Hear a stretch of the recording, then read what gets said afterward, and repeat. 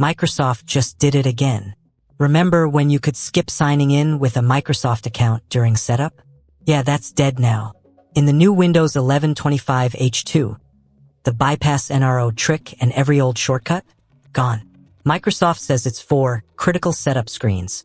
But what that really means is, welcome to the data funnel. Sign in, back up to their cloud, sync with Edge, get your free 5 GB storage, try 365, connect your phone. Every click pulls you deeper into the ecosystem. Alright, here's how you still dodge that forced Microsoft login, step by step. When you reach the sign in with Microsoft screen, press Shift plus F10, that opens command prompt.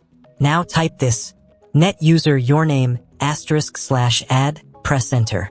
Then type, net local group administrators yourname /add, hit enter again. You just made a brand new local admin account. Congrats.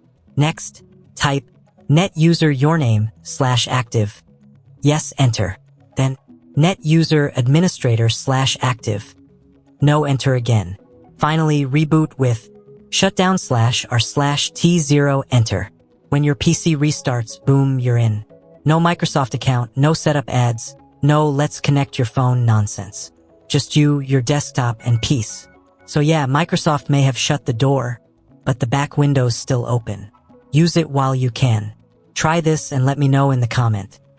If this saved your sanity, hit like and subscribe because the next update, you know they'll try again.